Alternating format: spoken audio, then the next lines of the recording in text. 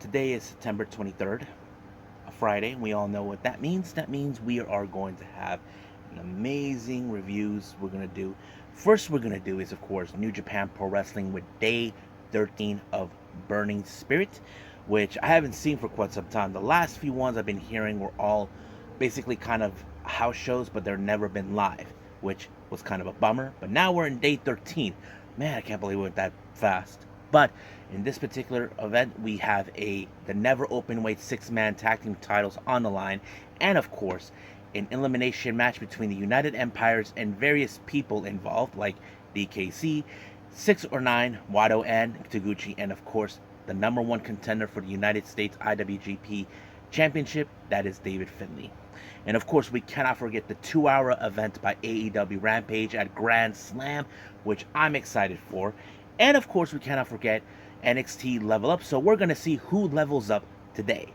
But also, if there is a possibility, I will throw in Impact Wrestling Victory Road. Now, if I can't, I apologize in advance. And of course, we cannot forget some news updates like what's been going on in the world of pro wrestling. So, let's get ready for another episode of Deleted Wrestle Zone.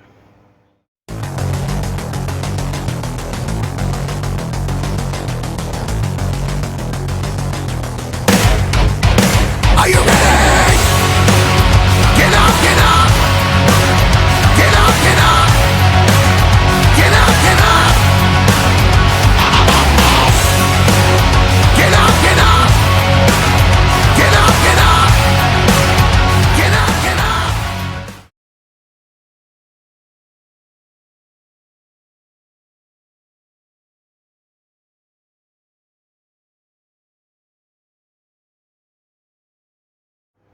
Welcome everybody to Deleted Wrestle Zone, all things that is pro wrestling with AEW, NXT, New Japan Pro Wrestling, Impact Wrestling, the National Wrestling Alliance, various promotions, wrestlers, matches, and championships. I am your host, Gerard here. So, let's begin with New Japan Pro Wrestling, Day 13 of the Burning Spirit. Our opening match is, of course, the Young Lions, Kosei Fujita versus Rohit Oiwa. I have to say, as you know, many times, the Young Lions are not that impressive, but I have to say they have grown impressively.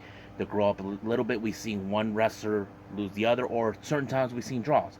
But, however, in this particular match, it was, of course, Kosei Fujita that actually pulled off the win when he applied the Boston Crab onto Oiwa, and it was already over by the time he tapped out. Next up, we got Bullet Club, consistent of Hikuleo, Chase Owens, and, of course, Salute to the General, the Bad Luck Fale, to take on United Empire, consistent of Gideon Grey, Great O'Khan, and of course Jeff Cobb. Now keep in mind, we have been seeing this war between both United Empire and Bullet Club are trying to determine who is running the entire New Japan thing. As you know, Bullet Club, who since they've been re-emerged better than they ever were under the Catalyst tutelage, United Empire felt it's time for them to go. It's time for the United Empire to control the New Japan, but it doesn't seem like no one's controlling anything since both factions are at war. So you can tell how this is going to go. But as always, I don't know what Gideon Grey was thinking. He got in the face of Hikuleo again until he chokeslammed them down. So that kind of messed up. So that gave the Bullet Club the win right there. But however, we still need to find out if what's going to happen. As you know, last time he and Jay White got a little bit of a disagreement. Hikuleo had the match won, but it was Jay White who wanted the win. Now we got the other members of Bullet Club, Kenta and El Fantasmo, taking on LIJ's Bushi and Shingo. Now keep in mind, this feud between Shingo and El Fantasmo took place back at the G1. As you know, El Fantasmo has the great pleasure saying that he defeated Shingo and that he is claiming he is his daddy, which of course Shingo's not going to take that kindly. But sooner or later we're going to see those two face off again, and we're going to see who's daddy. But in this case, it was of course Kenta who picked up the win when he applied a somewhat of a label lock type submission onto Bushi, giving them the win. Next up, we got a Suzuki-gun, consistent of Taka Michinoku, Zack Sabre Jr., and of course Taichi. Now keep in mind, There's been as you know, Zack Sabre Jr. has been on a frenzy against Naito, so he faces Lij, consistent of Hiromu, Sanada, and of course Naito. But as you know, this whole thing goes a long way. But in this particular match, it finished with Hiromu applying a somewhat of an O'Connor roll pinfall onto Taka Michinoku. But the feud between both Naito and Zack Sabre still rages on. And of course, there's like a bit of a intense, not a bit of a rivalry, but more like the attention seeker types. We got Taichi and Sanada. So we'll see about that along the way. Next up, we got TMDK, consistent of Bad Dude Tito, Shane Haste, and of course, Jonah, taking on GBH, Hamna, and Makabe to take on, also teaming with the Rainmaker, Kaguchika Okada. Now, keep in mind, Jonah has been targeting, of course, Okada for quite some time, trying to prove that ever since he beat him back in the G1, that he was willing to say, I defeated him. So he takes great pleasure in showing the world how wrong that people are to believe that Okada is that top guy. Now that he wants to be the guy to destroy Okada. But in this case, Okada was helpless, and he had to watch Jonah apply the torpedo onto, I think, who was it he applied to? On Hamna to win. But you know this feud is going to be very interesting to watch. Next up, we got Yano teaming up with Hiroshi Tanahashi and God, Yado, and Tama Tonga to take on members of Bullet Club, consistent of Dog Gallows, Carl Anderson, Taiji Shimuri, and Jay White. Now, keep in mind, Tama still hasn't forgotten how everybody in the Bullet Club betrayed him, but of course his deep hatred towards Jay White is much stronger than ever, since he is now the current #1 contender for the IWGP World Title. I thought it was pretty good, but it was the schoolboy by Tonga Tanahashi onto Gallows that allowed him to win. But however, Gallows still had some unfinished business with Yano, so he took off. But of course, Jay White made a compelling argument saying that there is no way Tama's going to take that title from him. But we will see what happens then. Now, our next match is the 6-man Never Openweight tag team titles in a dog cage survival match. So basically, anybody will put in the cage. I thought this match was insane. We have, of course, the House of Torture, Sho, Yujiro, and Evil, formerly tag champions, taking on Yoshihashi and Hiroki Goto, who are the current champions. And I thought it was insane. But I think what I liked how is Evil decided to take care of business on his own. They were able to isolate everyone away from Yo. Basically, they target him as the weakest link of the group. So he put Yoshihashi in one cage while Hiroki Goto in the other. But in the process, he put both Sho and Yujiro in the cage with him, so he can do things his way, to show them that he is meaning business, because this was more of a revenge for what has transpired between those two. And of course, I don't think he likes the idea how Yo has been promoting no more House of Torture, which is something he does not like. But of course, he did apply everything is evil in order to win the match and reclaim the Never Openweight 6-man tag champions. As you know, but this is not far from over between them. Now, our main event is the 8-man tag team elimination match. On one corner, we have the DKC teaming with 6 or 9, Master Wato and Taguchi, along with David Finlay, taking on the United Empire, Aaron Henare, Francesco Cara, and TJP, the current IWGP Junior Heavyweight Tag Team Champions, and of course, Will Ospreay, the current IWGP United States Champion. So this is a very interesting. Now, this is how the order was eliminated. Wato was eliminated when he was tossed over the rope. Akira, same thing too. Then TJP was eliminated by pinfall. Then Taguchi was next. Then, of course, DKC by pinfall. Then Ospreay was eliminated outside the ring by accidental misfired by Henare. And then Henare was taken out too by David Finlay. I thought this was a really good match because it's showing that David Finlay is now telling him that this is his time, that he will be the one to dethrone him. But Will Ospreay is confident enough to believe there is no way, because he thinks that he is beyond him, that he is in a different level. But over time, we have witnessed David Finlay has changed, how he has grown up, how he's been adapting to new ways. But we'll see what happens in 2 days' time. So I think that's pretty much it. What we have with New Japan, I believe it's time for AEW Rampage.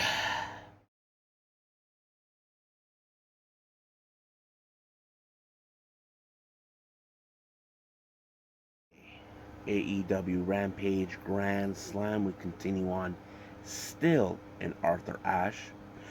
Open up with the no disqualification match between the House of Black, between Brody King and Buddy Matthews, taking on Sting and Darby Allin. So this little feud goes back a while back. As you know, Darby tried to extend his hands to Brody, but Brody refused to do that, and all this and that. However, this disqualification match was nuts. You probably saw Sting jumping off the turnbuckle, tried to land, but he got pushed by Brody King out. He might have hit his head, we don't know. But I think the best moment is when they handcuffed Sting. Darby put up a fight and took Brody King to hell with him through the table. However, Buddy Matthews had Sting right where he wanted him. But the biggest shocker was the arrival and unexpected surprise from Japanese legend, the Great Muta. Yes, folks, the Great Muta. Now, some of you are thinking why he's here. Now, I can only speculate this.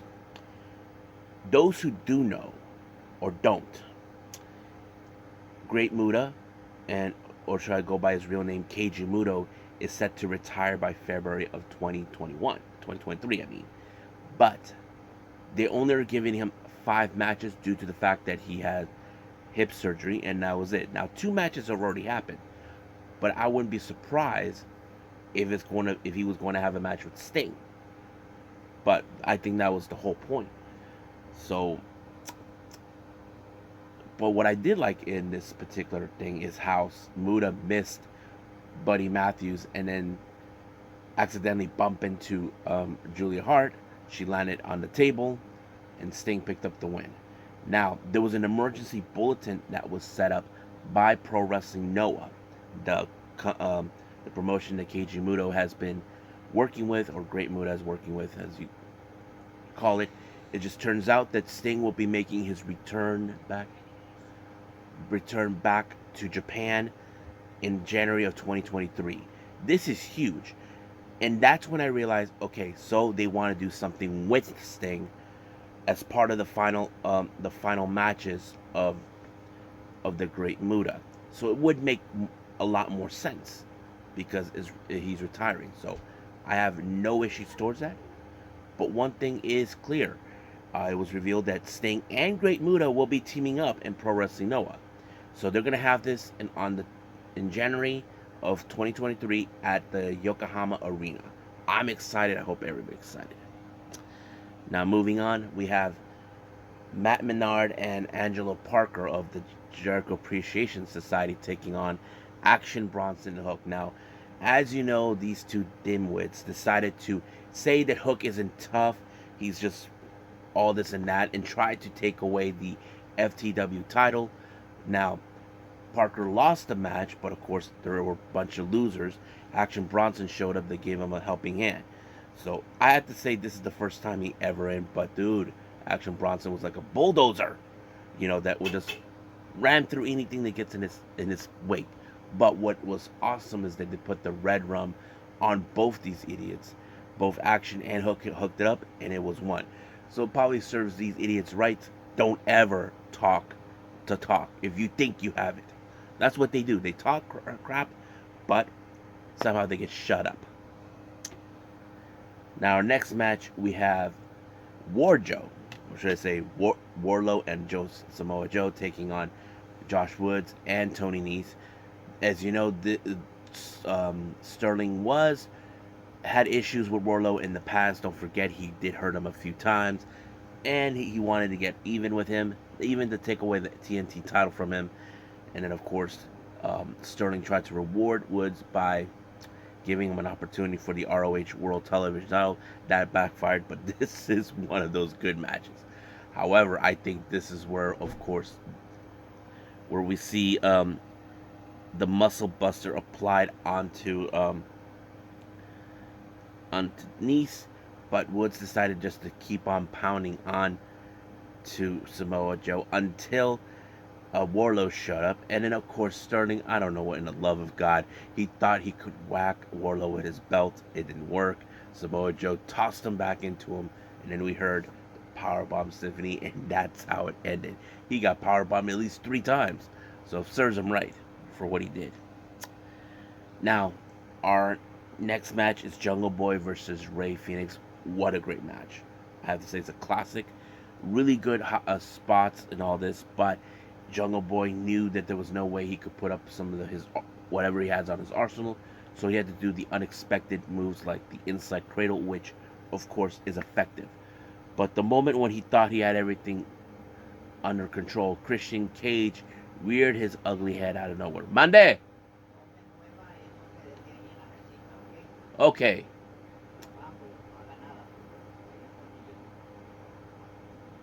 Sorry about that. Anyway, so basically, it was all another trap by Christian Cage, and all this and that. Of course, Luchasaurus shows up and he destroyed him, but Christian Cage gave him a warning to walk away from all of it. But if I know Jungle Boy, he is not gonna walk away from something like this. He will get his hands on Cage no matter what he thinks or says.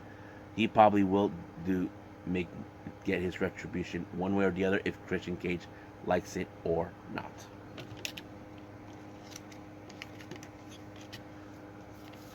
Now, this next match, we had Eddie Kingston taking on Sammy. This match was like a total, how do I say? Eddie tried to beat the crap out of him in every way, of course. He even backfisted him 3 times. Now, Sammy was already disoriented, so basically he was already out. But however, he did put him in that submission move. I don't know what he calls it, but when he won the match, he refuses to let go. Basically, he wanted to still hurt Sammy, but the senior ref of the referee corps of AEW made the drastic call to, of course, to overturn the match to Sammy. Eddie did not like that, but of course security tried to get involved, but they got him to slow speed. But Geraldine tried to reason with Eddie Kingston, all this and that, so we could see that he could be fine, but I don't think Eddie might have cares about that. Now our next match is the TBS Championship between Diamante along with Trina taking on Jade Cargill alongside with the Baddies. Now this match, I wasn't too much pumped with this because we all knew the result, that Jade was going to win, and of course Trina sides with Jade Cargill. So the obvious question does remain, who is going to break the undefeated? Well, she's not going to be champion forever. Someone has to beat her. And my brother believes there's only one person, but I'm not going to mention that until that day happens. Now, our next match is the Golden Battle Royale, or whatever they call it. We saw Hangman Page was the first to walk out. Rush led like a little regime to beat them down, and of course, the Dark Order show up to give him a helping hand. I mean, I cannot say who was there. There was a lot of spots. Of course, every manager, we saw Dutt, we saw Sangha was there supporting Jay Lethal. We have all of those people. But I think the best moment is when we saw Hangman Page taking on Rush. Rush thought he had everything under control, but Hangman Page was able to overturn it and put him in a deadeye and won the match. But it was also now confirmed that, of course, he will be making getting his title shot this coming Wednesday. So, but however, you got to keep in mind, we have that sneaky little devil, MJF, who has that poker chip where he can cash in his opportunity at any given time. So basically, Moxley may be on alert. If I'm Hangman Page, I would be paying attention over that. Now, our last match, we have a lights-out match. We have, of course, Ricky Starks versus Powerhouse Hobbs. As you know, this rivalry between them happened right after Ricky Starks lost the FTW title and this and that. So now it's like this is like more of hopefully this is the final chapter between the two. But man, this match was out of their minds. They went through hell and back. You probably wouldn't expect it how this is going to turn out, but Ricky Starks came on top when he beat him down, and boom. I have to say it was a really good one. I cannot recall if Ricky Starks main evented before. If I'm wrong, then I'll take a look at it. But yeah, it was a pretty good match. I liked it. So, but some interesting news coming out of this. As you know, we saw this past Wednesday, Saray made her debut. We will hear from her this coming Wednesday, and I think we all want to know why she's there. Now, that is in relation to this. I put this on the news updates, but I'm going to do it now. That way, so everybody can clarify what's been going on. Some of you have been questioning, is she cleared to wrestle? Well, it just turns out she's not. So we don't know what the situation is. But, however, at the time before I made that decision to put that, Saray tweeted this and saying, "Don't believe the dirt sheets." So it looks like there's a truth to what we don't know yet about Saray. And I think we all definitely want to know what the real truth is. If she's cleared to wrestle, because we know WWE doctors are a bunch of scumbags. You know, they say something that is not true, but we'll find out what the real truth is. So I think that's pretty much it right now. Let's move on with NXT Level Up.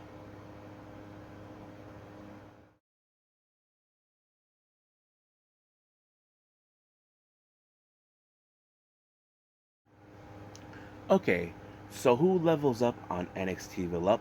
Let's find out. Our opening match, we have Dante Chen taking on Bryson Montana. Now, we have seen Bryson Montana on most occasions as a tag team, but I think it's very interesting now that he's going to step in as a singles competitor. And I think that's a very good dynamic for someone to learn. I think they have to learn both sides as singles and tag. We've seen that with Dante Chen as well. So I have to say, but this is one of those moments I think we see. Hopefully, Dante Chen gets the opportunity to go on NXT. We know he's getting on a learning curve, as you know, that there's been some setbacks in his life. But what I did like, he took down a very big individual. Well, I don't know what the move he calls it when he just he's like a something like that on the guy's chest and takes him down. I don't know what they call it, but that sealed the deal for him to pick up the W. Now our next match, as you know, Indy Hartwell is getting back on track. All this that she faces Valentina Feroz. Now, as you know, Valentina Feroz for the last couple of months has been involved in tag teams, mostly teaming up with Yulisa Leon, but unfortunately, Yulisa Leon is out for 9 months due to a knee injury.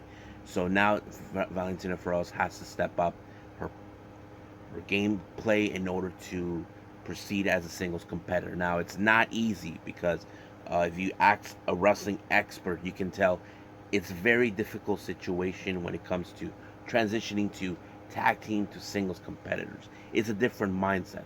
And I have to say, I agree. But unfortunately, it did not go exactly like Valentina Feroz would have wanted, because you saw the powerhouse with Indy Hartwell picking up the W. I think she might have tried like a somewhat of a spine buster that kind of put her down. 1, 2, 3, picked up the W. Now our next match, we have Miles Bourne, who we've been seeing recently mostly on NXT Level Up, taking on is a teachable moment. That's right, Andre Chase. I thought it was a very interesting thing. Now, there was no beef between them, but I think this is more of a friendly competition. Now, Miles Bourne did mention in an interview that he respects Andre Chase. So, it's still unclear what he meant by that. But one thing is clear is that, of course, Andre Chase defeated him with the air, like jumping off, going airborne, doing a splash on top of him to pick up a win. And, of course, he extended his hands to Miles Bourne. And of course, there is the possibility, by looking at this video as soon as this match, you can tell that it seems like maybe Andre Chase is considering recruiting Miles Bourne. I'd say it would be a good thing because you need more people involved. And I say Miles Bourne is one of those guys that should be part of that. So I think that's pretty much it with NXT Level Up. I believe it's time for our last final review, which is Impact Wrestling Victory Road.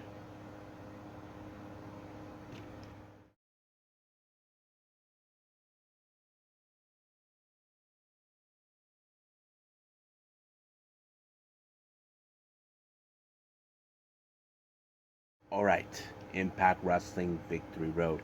Now, keep in mind, we're only maybe less than 10 days away from, of course, no, only a couple of weeks away from, of course, Bound for Glory. Now, our opening match, well, I'm going to go with the pre-show, the kickoff shows that match has to have. We have Bullet Club, Juice, Ace, and Bay taking on Jason Hodge, Shogun, and Jack Price. Now, not much of a hype match, but you probably can guess this one was going to fall into favor with Bullet Club because of their unique chemistry. And of course, it's been a while since Juice Robinson been in Impact Wrestling. Don't forget, before he became a Bullet Club member, he was tag teaming with David Finlay as when they won the Impact Tag Team titles. But it was the combinations between all three men that allowed for Bullet Club to win. Now, our second match we have, of course, is Tasha Steelz along with Savannah Evans taking on Killer Kelly. Now, this particular match was set because, as you know, Tasha Steelz does not appreciate someone like Kelly raining on her parade, but however, Killer Kelly went off the rails, completely tried to choke out Tasha Steelz, and then when the referee called it a disqualification, she decided to choke out the ref. So basically, she has gone too far. But the obvious question is, who's gonna try to deal with her? The problem, the way it goes, Tasha couldn't even deal it. She compared herself as the Puerto Rico badass. But the way I see it, you look at someone who's a straight up killer with an agenda. That's how I see it. Now, our opening match of the main card of Victory Road, we have, of course, the X Division Championship. We have Delirious versus Mike Bailey. Now, Delirious has never won a title at all, so basically, it was weird. But this opportunity arose. You probably would have guessed that that Mike Bailey might have had his hands full with a veteran like Delirious. Yes. Well, Delirious was able to counter the Flamingo Driver once, but however, he knew that he had to stay away from the Ultimate Weapon. It did not work, but luckily Mike Bailey was able to turn it back and put the Flamingo Driver on him. 1, 2, 3, it's over. So I believe that makes 8 consecutive victories for Mike Bailey. So basically, he's on a warpath.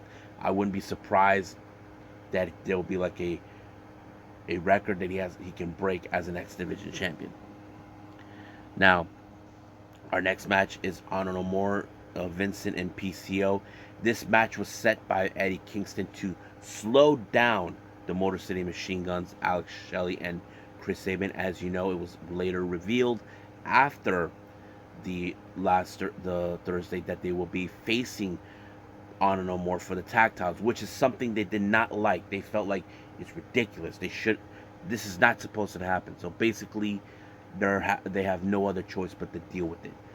So they send Vincent and PCO to, to soften them up to ensure they don't get any inch to winning. However, there were a couple of misfires by Vincent to PCO. I don't know what happened, but they were able to isolate PCO and deal with Vincent, and I think that was a smart play. The bigger threat was PCO taking him down. So, but it was Shelley who picked up the victory, and you can tell by the back that Eddie is pleased that this happened. So now Bennett and Taven has to contend against them. Now our next match is Giselle Shaw versus Mickie James. Now, Giselle Shaw feels that she thinks that she's doing Mickie James a favor by beating her. She goes home to her husband and kid, and she feels that Mickie James should pass the torch to her. Now, you probably say, is she out of her dang mind? Well, perhaps, but Mickey James still has a lot to prove. But of course, it was the effectiveness of the DDT that she always does that put her away and gave her on a roll. So basically, she's still alive. But the obvious question is, who will be the one person that can try to send her home? Well, we don't know until that day comes. Now, our next match is the Triple Revolver. Now, this is how the rule goes. It starts out with 3. Whoever is pinned is eliminated, and the next participant will step in. So basically, it's more like, okay, we start with 3. If one eliminates, another one comes in and takes and stays 3s until the final participants get involved, and it goes back to a traditional, one fall count. So basically, the match continues until the last participant. So it started out with Mia Yim versus Laredo Kid versus Trey Miguel. I thought it was a good opener, but my surprising, it was Mia Yim who pinned Laredo Kid. That was one. Very unexpected. And of course, replacing him will be Alex Zane. I'm like, okay, this is going to be huge. But Mia Yim was able to apply like a somewhat of a crucifix onto Zane, eliminated. That makes 2. But however, the one person that she is having problems with, Kenny King, reared his ugly head once again and decided to eliminate her instead. And of course, Kingston, who felt that he was cheated out on his match against Yuya Uemura. But however, because of that, Yuya Uemura shows up, and of course, but Trey Miguel was the one who eliminated instead of Kenny King. I have to say it was better that way because Kenny King likes to gloat a lot.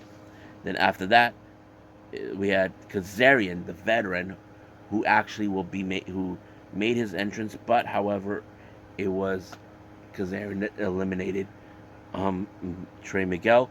But the final participant, it became Kenny King, Kazarian, and Black Taurus in the last entrance, and I thought it was a pretty good match.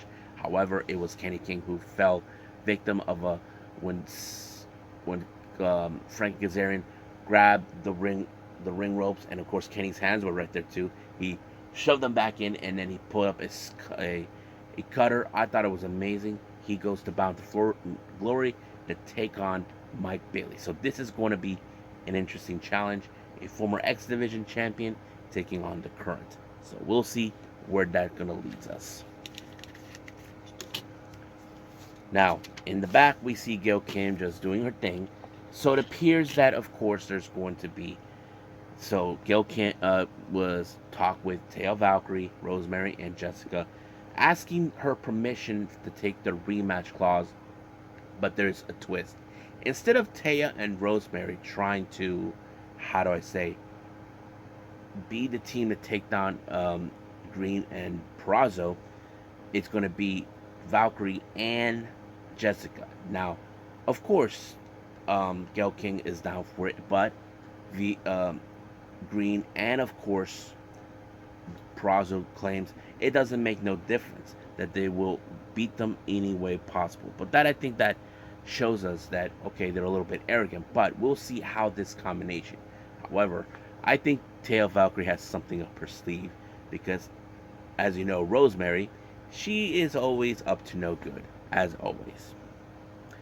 Now, out of the blue, we see the sudden surprise of Bobby Fish. I did not anticipate that one way or the other.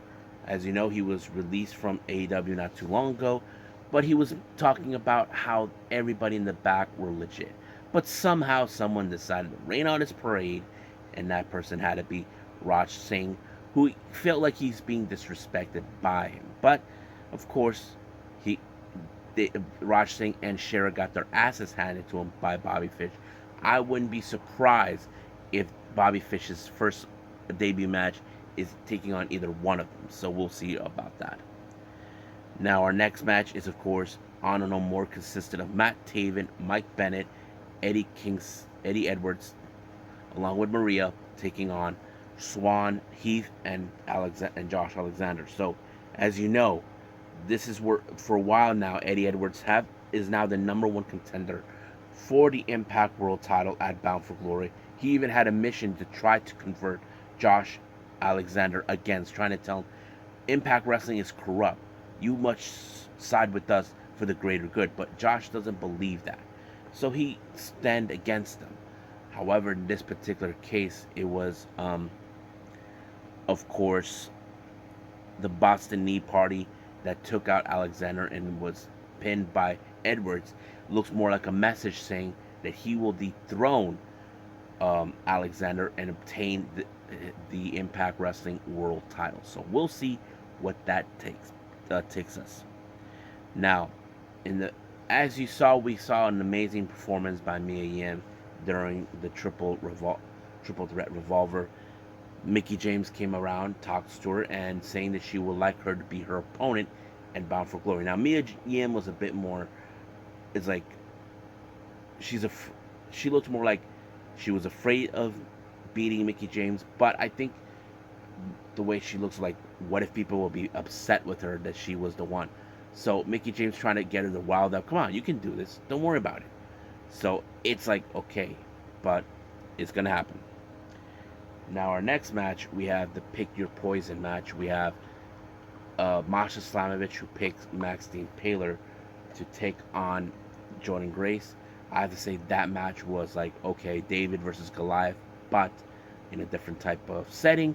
I have to say Jordan Grace did an amazing job, tried to deal with her until she finally applied the Grace Driver to finish her off. However, for her poison that she picks for Masha, this coming Thursday, it's going to be a Monsters Ball match between her and Alley Catch. I thought that's a horrendous match. I loved it. I can't wait to see how this. But I wouldn't be surprised if that match will be the main event. And trust me, it should be the main event. Now, as you know, we got the Impact Wrestling Hall of Fame. They're going to induct Raven. I'm kind of excited for him, and it's going to be good. Now, our main event is the Barbed Wire Massacre. Moose, Steve Macklin, and Sami Callihan. Oh my God, that match was a freaking torture. Blood everywhere with every part of barbed wire. There's like a Nintendo N64 controller. I think that's what it was. With barbed wire, everything. But it was the KIA by Steve Macklin that sealed the deal, winning this match. This falls into favor, and I thought it was a pretty good one. I'm like, can't believe everything was barbed wire, but Macklin got out of this one. But we'll see what's going to take place this coming Thursday on Impact. So I think that's pretty much it. With that, we're done with all the reviews, so it's time for our last thing, news updates.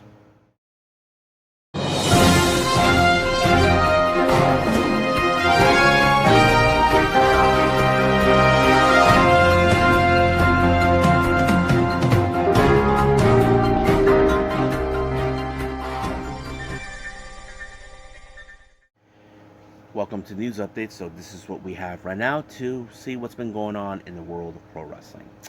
Now, you may have heard this name before if you guys have been watching AEW Dark or during the pandemic. There was this female wrestler that I have seen before, and not to mention was training at the factory, named Reka Tehaka. Now, haven't heard a lot from her, but apparently she tweeted this out today saying that she's been very quiet. Now she is the new WWE recruit. So basically, she was keeping this surprise for her fans. I'd say congratulations to her. Can't wait to see what she's going to do. But there's no doubt we will see her at NXT Level Up as soon as possible, or whatever the scenario is going to be. Now, I did mention this about Bobby Fish on the Impact Wrestling review. There was a report coming from Wrestling News. Now, I cannot confirm if this is 100% or not. It appears that Bobby Fish was trying to convince Adam Cole and Kyle O'Reilly to quit to AEW and return to WWE. Now, it would make sense why. Now, keep in mind, all of these guys were Triple H's guys. I get that. But you got to keep in mind, we have some of these. You got Adam Cole, who's close friends with the Bucks and Kenny, in real life. I understand that part. So it's still unclear if they're gonna be leaving now that Triple H is back. That's still the unclear section yet. Until then, we will wait until anything changes. But so far, as you know, these two individuals are currently out due to injuries. No indication when they'll be back. Now, if you guys may have heard, there's this new rule on NXT for everyone. This is, I have to say, is a strong recommendation and a really good one. Now, they're saying that anybody who's been signed, um, been with the company in two, they have, at this point, if anybody's been signed with WWE, they only have like 2 years to, how do I say, to 2 years to become strong enough for NXT Level Up. So basically, you have to build up your character strong enough for fans uh, to get into it. However, if you can't, then you will be cut from WWE. I'm like, oh, that's a little thing, but 2 years, I have to say, is a much reasonable. So basically, now it's like everybody's on notice, and I get it. So I don't want to say the pressure's on, but I say they need to be well prepared for anything. They have to show what they can do. I'm sure they will have to put up a good impression for the fans. Now, for our GCW update here for War Ready back in Japan, we have Yuki Miyamoto teaming with Sasaki to take on Radrick and Toru Segura. So that's going to be another interesting match. We don't know. I'm not sure if it's going to be a death match, but I'm going to presume yes. Now, for Ice Ribbon, if you guys may have heard the interesting news, we have brand new International Ribbon Tag Team Champions, and that is none other than the former AEW Women's Champion and current Regina the Wave Champion, Hikaru Shida, along with Ibuki Hoshi. So now she is a Tag Team Champion. Now she is Shida 2 belts. So basically, she has 2 belts right now to carry. Now, the previous opponents is Makoto and, of course, Ibuki's mom, Hamuko Hoshi. So it's kind of interesting that now the daughter beat the mom. So now makes Hishida um, and Hoshi as the 58th tag team champions for this promotion. So it's kind of interesting. Now, for those who've been aware, you may have heard about Ruby Soho, that she suffered a fractured nose, so she's going to be undergoing surgery. So we'll hope for her speedy recovery. Now, our last one, I was saving this for last. Now, if you guys aren't fans of the Best Bros, and you guys are missing out. If you guys ever seen Choco Pro, you can tell the Best Bros are one of the most amazing tag teams, especially when it comes to mixed tag teaming, the way they do things.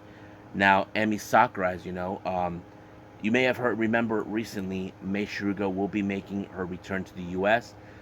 She will be appearing at the Deadlock Pro Wrestling Carolina Classics. However, Emi Sakura put her name on the map to put her and Mei Shiruga on for bookings. Now, she did direct Sumi Sakai as her the setup for bookings. Now, for those who do know, Sumi Sakai is their go-to person for bookings here in the States for anybody coming from Japan.